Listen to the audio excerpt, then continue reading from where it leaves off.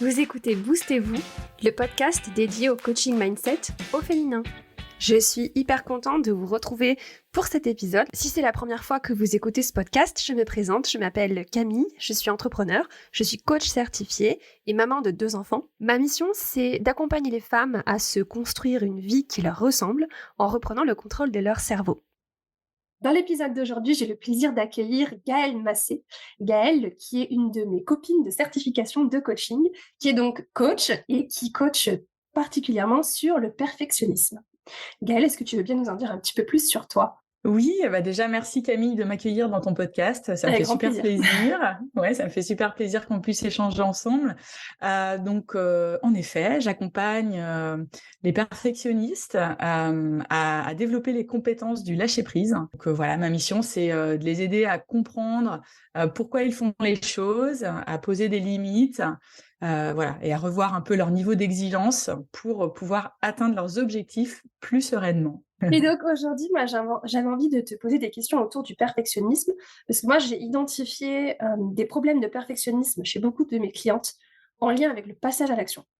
Donc déjà, est-ce que, pour commencer, tu veux bien nous faire une petite définition de ce que c'est le perfectionnisme et pourquoi c'est un problème ? Parce que souvent, ça peut être quelque chose qu'on présente comme une qualité dans les entretiens d'embauche, etc. Moi, je suis perfectionniste. Et pourquoi, en fait, c'est pas si valorisant que ça et pourquoi ça peut être problématique ? Ouais, tout à fait. C'est vrai que derrière cette idée de perfectionnisme, on attribue souvent l'idée du travail bien fait, de l'exigence, tu vois, des personnes qui sont hyper consciencieuses, pointilleuses. Mais dans la réalité, le perfectionnisme, c'est autre chose. Si on cherche dans le dictionnaire, tu vois, le perfectionnisme, c'est la recherche excessive de perfection. Moi, j'aime bien insister en effet sur ces deux mots, parce que derrière, il y a vraiment l'excès. Donc, on n'est pas dans quelque chose de mesuré dans nos actions, dans la façon dont on vit les choses. Et il y a cette recherche de perfection, sachant que la perfection, c'est une illusion. On n'a pas tous la même idée de ce qu'est la perfection. Donc voilà, c'est complètement illusoire en fait d'être dans cette recherche de perfection. Et en fait, dans l'idée, pourquoi on est dans ce mécanisme de perfectionnisme ? Souvent, c'est une réponse à cette idée qu'on n'en fait pas assez. Qu'on n'est pas assez, tu vois? On est vraiment drivé par la peur de pas en faire assez. Et à cause de ça, on va être très attaché à l'idée que notre valeur, elle dépend de ce qu'on va produire, de ce qu'on va D'accord. réaliser. Tu vois? Ouais, attacher la valeur personnelle à la valeur de nos actions, en fait. Je vois ce que tu veux dire. Exactement, exactement. Alors après, le perfectionnisme, il peut intervenir dans différents domaines. On peut être perfectionniste, pardon, dans notre rapport au travail, dans notre vie sociale, dans notre rôle de parent, dans notre rapport Ouais. au corps. Donc ça peut vraiment intervenir, tu vois, à différents niveaux. Bah, tu vois, moi, c'est intéressant que tu en parles parce que je m'étais jamais vraiment identifiée comme perfectionniste dans la sphère professionnelle. Mais par contre, dans ma maternité, alors là, ça m'a frappée de plein fouet. Je voulais être parfaite dans mon Ouais, rôle de maman. Et du coup, c'était ultra bloquant parce que j'avais la peur de mal faire. Donc, du coup, je faisais ouais, pas. c'est J'avais ça. du mal à me positionner dans mon rôle de parent à cause de cette peur de mal faire, en fait. C'est ça, c'est exactement ça. Comme je le disais, en fait, on est drivé par des peurs. On a l'impression de pas en faire assez ou de pas faire les choses, tu vois, au niveau attendu. Alors sachant que ce niveau, il est attendu de qui, de quoi, ça c'est une grande question et la réponse va être différente d'une personne à l'autre. Mais c'est vraiment ça, c'est vraiment courir après un espèce d'idéal dans un rôle ou dans plusieurs rôles qu'on a dans notre vie. C'est vraiment ça. Du coup, pour en revenir à la problématique qu'on avait identifiée par rapport au passage à l'action, quand je parle de passage à l'action, c'est on a un objectif, que ce soit dans notre vie pro, dans notre vie perso, quelque chose qu'on a envie d'atteindre. Et évidemment, pour atteindre cet objectif, il va falloir faire des choses, passer à l'action. Et donc, comment le perfectionnisme se manifeste dans ce processus d'atteindre un objectif et pourquoi ça peut être un problème par rapport à notre envie d'atteindre un objectif. Ouais.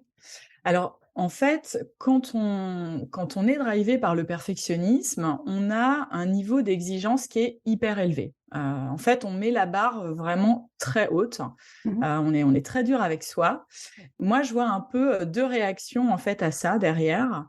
Soit on va justement vouloir être beaucoup dans l'action, donc on va vraiment être dans de la surperformance. On va avoir ce besoin d'être toujours occupé, de toujours se documenter, tu vois, si on doit rendre un Mmh. projet. On va vouloir passer du temps sur les détails. On va y passer du temps, hein, Mmh. concrètement. Une présentation sur laquelle on devrait peut-être passer 1h30, on va peut-être y passer 4 heures. On va être dans ce besoin de remplir le temps, tu vois, parce Mmh. qu'on estime que voilà, ça veut dire qu'on fait des choses. Mmh. Alors c'est pas conscient, hein, on fait pas ça consciemment, mais ouais, il y a vraiment cette idée de surproduction qui est épuisante, qui crée aussi beaucoup d'anxiété, beaucoup de débordements, avec un vrai effet sur notre énergie, sur Mmh. notre gestion du temps, et cetera. Donc soit on va être dans ce schéma-là, soit au contraire, on va avoir vraiment peur de passer à l'action et on va s'empêcher de faire les choses. Soit on va procrastiner, on va Ouais. remettre, sans cesse au lendemain,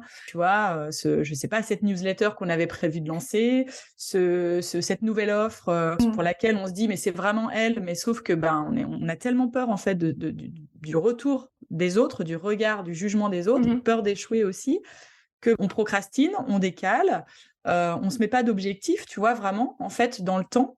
Et ça, c'est terrible parce que donc soit on va procrastiner, soit même on ne va rien faire. Pour moi, je pense que le perfectionnisme, il empêche des gens brillants, de montrer de quoi ils sont capables. C'est vraiment un voleur de rêves, quoi, le Ouais, ce perf que j'allais dire, c'est exactement l'expression que j'allais utiliser, c'est les 2.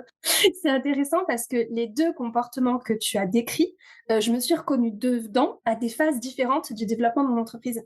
C'est-à-dire qu'au début, j'étais dans la espèce de passivité, de procrastination, de je me fixe pas d'objectifs, et je reste un peu dans cette espèce d'immobilisme, voilà, ouais. parce que je sais pas trop, voilà, débordement, immobilisme, éparpillement et après je suis passée dans l'autre phase. C'est-à-dire que j'ai décidé ce que je voulais faire et je m'y suis mise en mode, trop, trop, trop, trop, trop, en fait.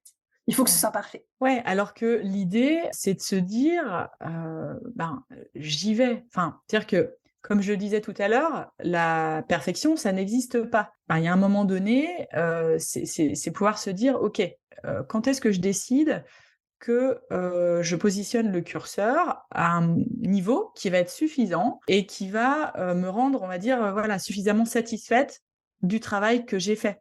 Parce que on peut toujours y passer plus de temps. On peut toujours se dire qu'il y aura une meilleure façon de faire, évidemment. Sauf que, à un moment donné, on a envie d'avancer, on a envie de rendre ce projet, on a envie de lancer cette offre, donc il faut y aller. Et c'est d'autant plus vrai dans l'entrepreneuriat où en fait on n'a pas d'autres deadlines que celles qu'on se fixe. Et du coup, on peut toujours repousser nos propres deadlines parce que c'est pas assez parfait. C'est tout à fait ça. On peut vraiment, tomber dans ce piège, et ne jamais lancer en fait ce Mmh. projet qu'on avait décidé de lancer, hein, même si on a vraiment à cœur de le faire. L'idée, je trouve, c'est vraiment de se poser la question: «Qu'est-ce que je vais perdre? Qu'est-ce que me coûte en fait mon perfectionnisme?» Mmh. Ça, c'est Heu, intéressant comme question. Ouais, Tu vois? Et la réponse, ouais. ça va être variée, hein. Est-ce que ça me coûte du temps? Est-ce que ça me coûte de l'argent? Est-ce que ça me coûte ma réussite? Ou ma santé, Ma mentale. santé, exactement, ma santé mentale, ma santé physique aussi. Mmh. Du coup, la question qui me vient, c'est en fait, qu'est-ce qui se cache derrière tout ça? Qu'est-ce qui se cache derrière ces comportements de soit j'en fais trop, soit je suis bloquée et je suis dans l'immobilisme? J'en ai parlé un petit peu tout à l'heure, hein. Pour moi, le perfectionnisme, il est vraiment drivé par des peurs. Ça va être en fait la peur du jugement, la peur de l'échec, la peur d'avoir honte aussi, tu vois? C'est vraiment pour moi le regard de l'autre, qui est là toujours un peu sur notre épaule et qui, va nous empêcher de passer à l'action ou qui va faire qu'on en fait trop justement. On veut être accepté, alors, Mmh. ça fait partie de notre histoire, d'humain, sur terre, tu vois? Ce besoin d'appartenance, de sécurité quand on fait partie du groupe, c'est inhérent à qui on est aujourd'hui. En fait, on a tellement peur de pas être accepté par, le groupe, par le Mmh. collectif, qu'on va mettre en place toutes ces stratégies. En fait, c'est vraiment une stratégie, le perfectionnisme, comme un mécanisme de défense, tu vois? Le danger, il est beaucoup moins important qu'à l'époque des C'est ça. cavernes, tu vois? Le J'avais fait danger, un épisode de podcast là-dessus, justement, sur le besoin de validation et du fait qu'il est encore plus important chez les femmes que chez les hommes, pour tout un tas de raisons, comme tu disais, culturelles, historiques, et d'évolution. Mais oui, en fait, c'est ça qui se cache au final derrière ce perfectionnisme, c'est le besoin d'être aimé, d'être validé, d'être accepté. tout à fait et c'est intéressant, le pont, que tu fais avec les femmes parce qu'en plus, en effet, je trouve que notre condition, de femmes ne nous aide pas en fait, tu vois? Elle est très présente dans cette course du perfectionnisme parce que, voilà, les femmes ont beaucoup plus de mal à se sentir légitimes. Elles ont dû batailler aussi pendant des Mmh. décennies pour avoir des droits, équivalents à ceux des hommes. Donc il y a encore plus cette course, cet effort qui est mené par les femmes. Alors même si moi je sais qu'il y a quelques hommes qui me suivent, mais tu vois, aujourd'hui mes clientes, ce ne sont que des femmes, Mmh. parce qu'elles ont vraiment cette idée, cette pensée qu'elles sont pas assez quoi, Mmh. qu'elles sont pas assez légitimes, qu'elles doivent encore prouver des choses au regard des autres. C'est vrai qu'aussi chez les femmes, il y a un jugement de la société qui est beaucoup plus dur que pour les hommes.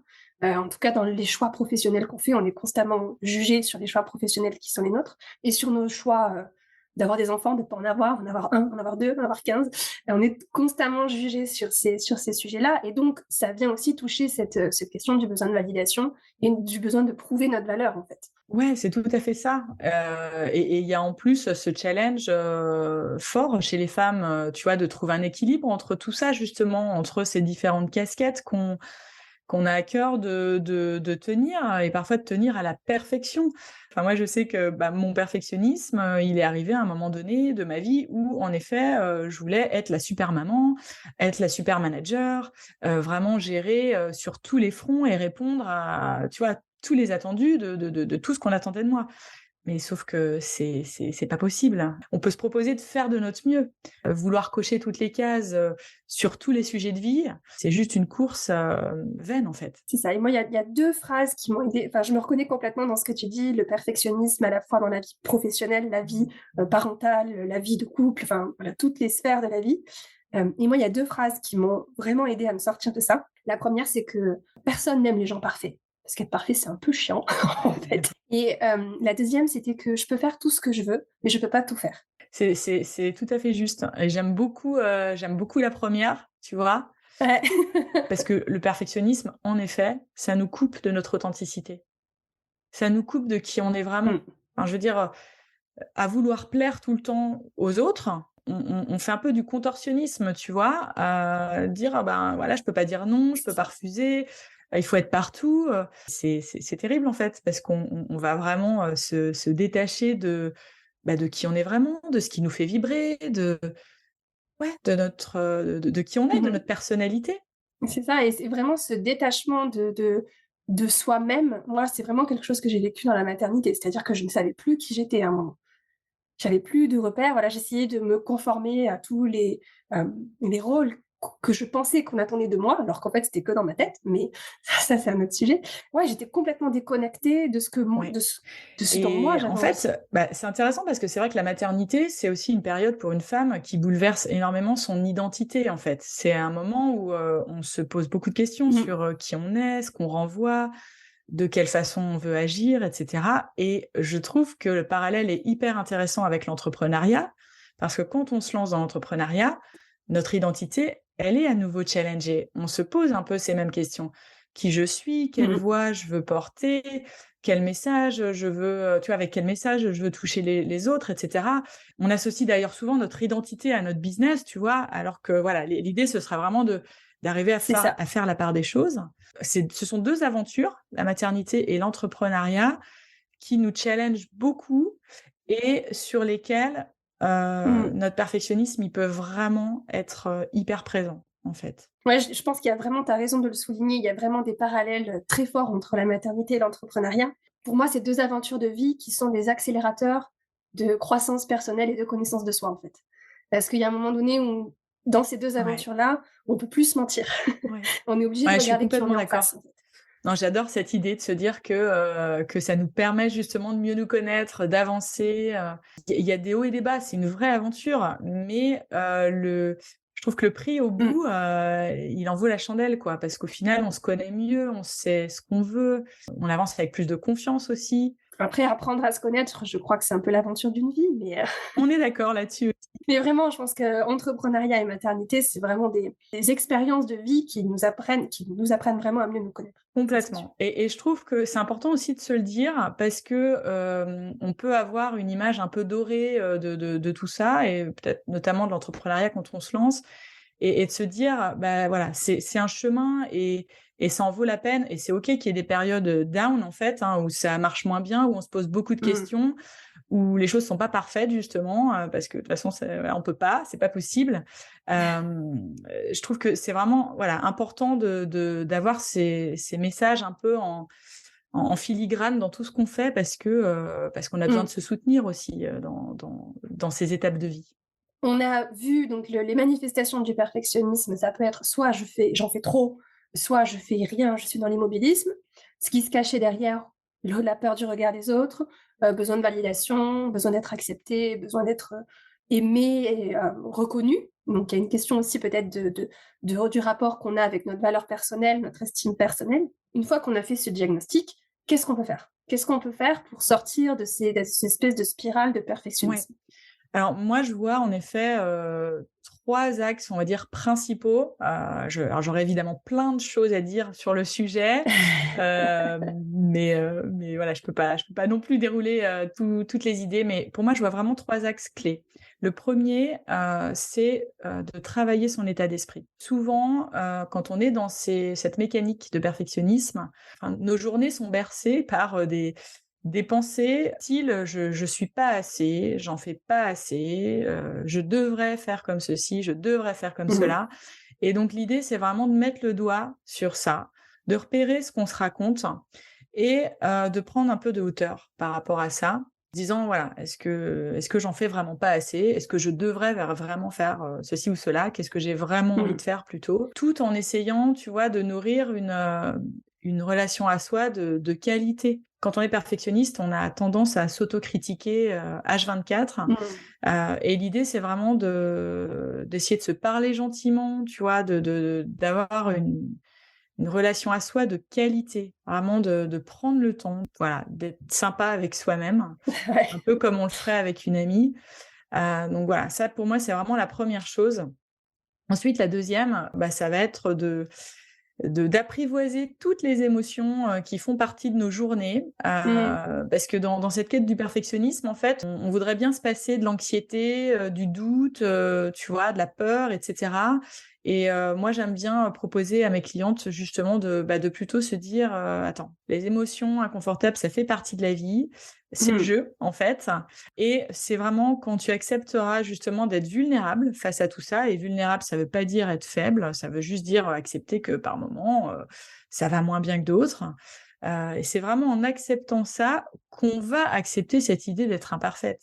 Mmh. Parce que c'est ça en fait, hein, le combat, on va dire, enfin même si pour moi c'est pas tant un combat que ça, c'est plutôt l'acceptation de notre Mmh. perfectionnisme, c'est accepter qu'on n'est pas parfaite et que c'est OK, en fait. Qu'il y a vraiment, voilà, tout ce travail autour du fait d'embrasser notre vulnérabilité.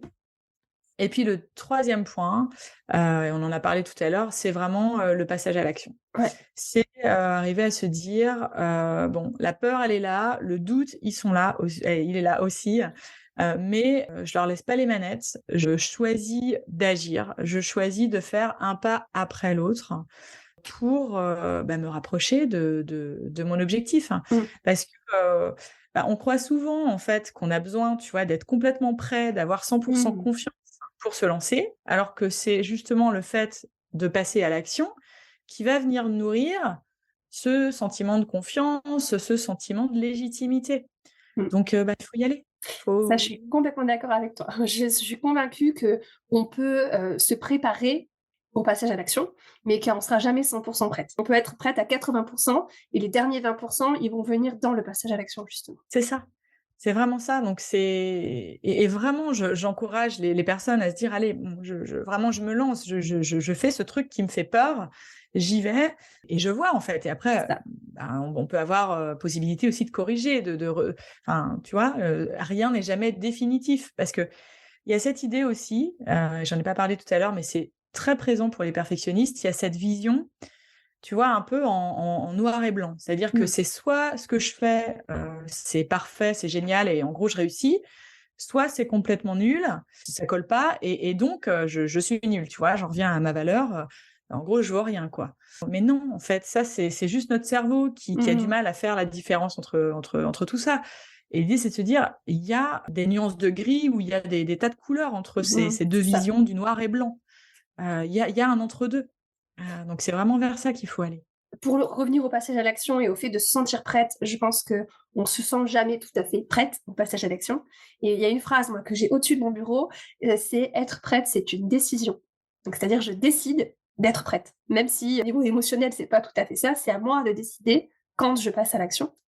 Et enfin, pour revenir à ce que tu disais, donc en gros, les solutions, c'est travailler son mindset, travailler sa relation à soi-même, travailler ses émotions et pousser un peu au passage à l'action. Tu as parlé de la relation, de faire un parallèle avec la relation qu'on aurait avec une amie. Moi, quelque chose qui m'a beaucoup aidée, c'est de faire le parallèle avec la relation que j'ai avec mes enfants. La façon dont je parle à mes enfants, la façon dont j'accueille leurs émotions, et la façon dont je les encourage à passer à l'action, même quand elles ont peur, elles se sentent pas tout à fait prêtes. Par exemple, si, une de mes filles a peur de faire quelque chose, je vais pas lui dire: «Mais tu es complètement nulle ma fille, ta peur elle est irrationnelle».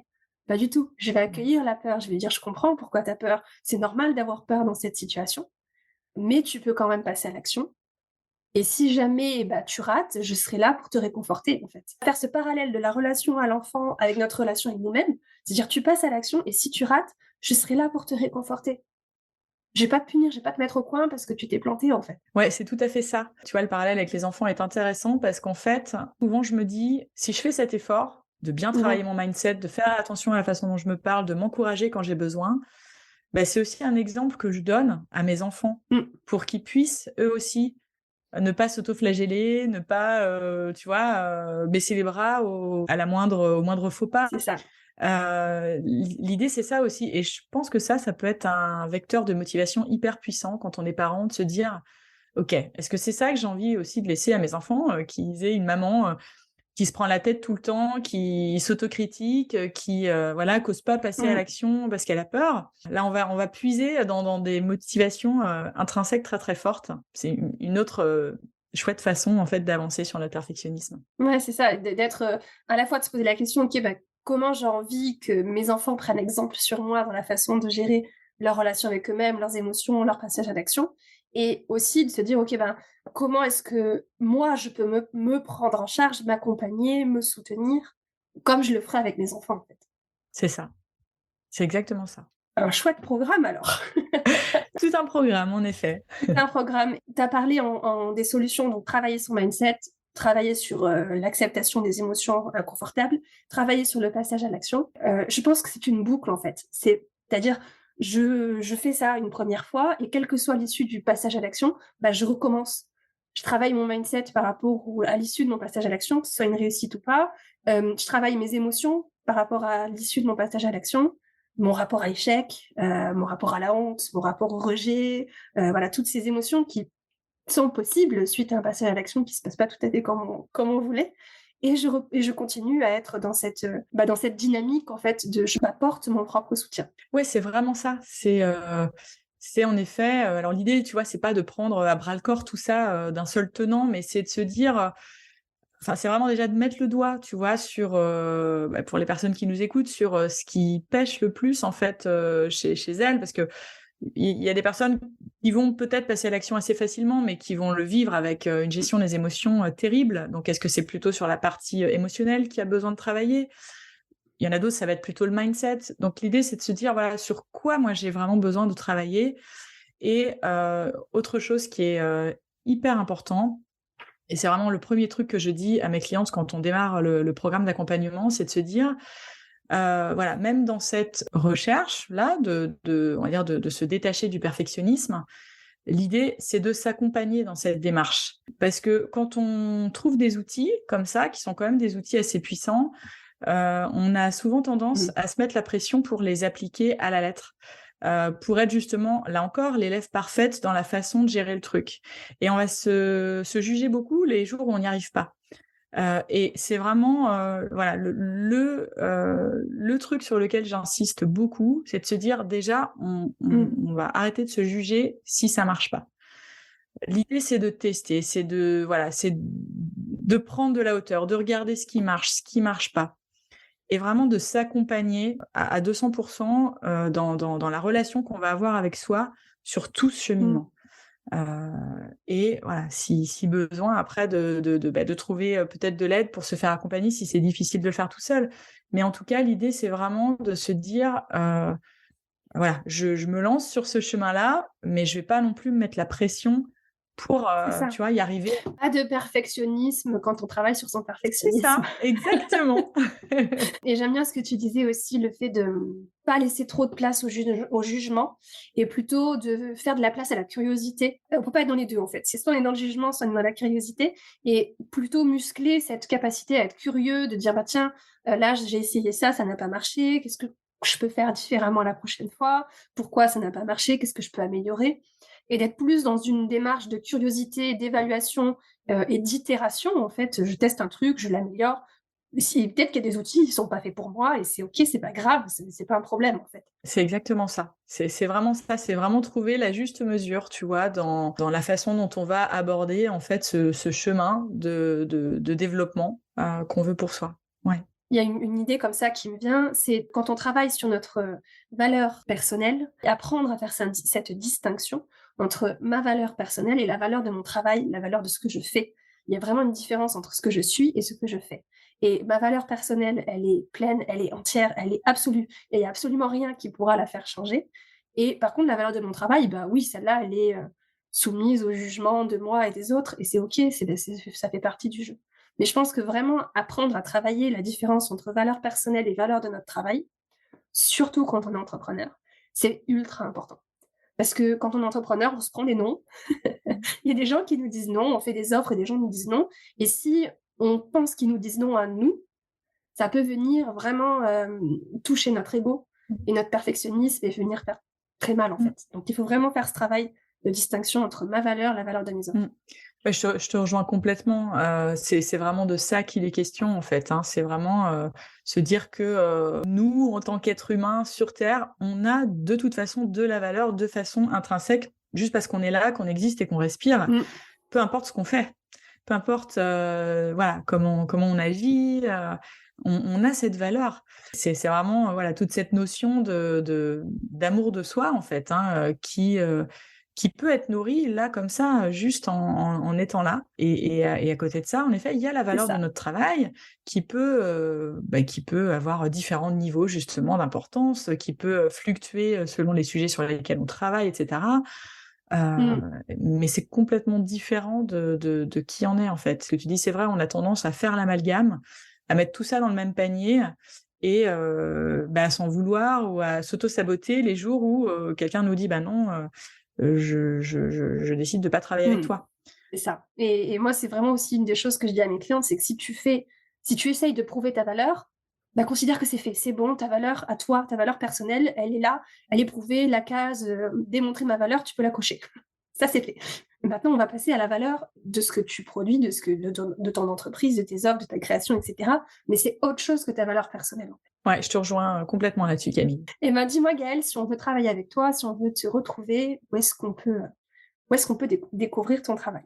Ouais, eh bien, on peut me trouver, donc, déjà à travers mon podcast. J'ai créé un podcast qui s'appelle Génération Perfectionniste, donc avec un épisode qui sort tous les 15 jours et j'ai un compte Instagram aussi du même nom et un site web. Voilà, tout ça, ça s'appelle Génération Perfectionniste, donc c'est assez facile de me trouver. Ça marche. De toute façon, je mettrai tous les liens en description de cet épisode de podcast pour retrouver Gaël. Et n'hésitez pas à l'écouter son podcast parce qu'il est topissime. Merci beaucoup Camille. Merci à toi, merci pour toutes ces informations, tous ces outils, c'était hyper précieux. Puis bah, à très bientôt. Ouais, à bientôt. Merci Camille. Bonne journée. Merci, salut Gaël. C'est la fin de cet épisode. Si vous entendez ce message, c'est que vous êtes resté jusqu'au bout et pour ça, je vous remercie du fond du cœur. Si cet épisode vous a plu, plusieurs options pour soutenir le podcast. Vous pouvez laisser un avis 5 étoiles sur Apple Podcast ou sur Spotify. Vous pouvez partager cet épisode, le podcast, autour de vous à toutes les personnes à qui il pourrait être utile. Vous pouvez aussi vous abonner au podcast sur la plateforme d'écoute de votre choix et vous serez notifié des nouveaux épisodes chaque semaine. Et si ce que vous avez entendu ici vous a plu, rejoignez la newsletter de Boostez-vous. Vous y retrouverez mes meilleures astuces, mes conseils, des coups de boost et plein de contenus exclusifs. On se retrouve très vite pour un prochain épisode de Boostez-vous. D'ici là, prenez bien soin de vous. Bisous!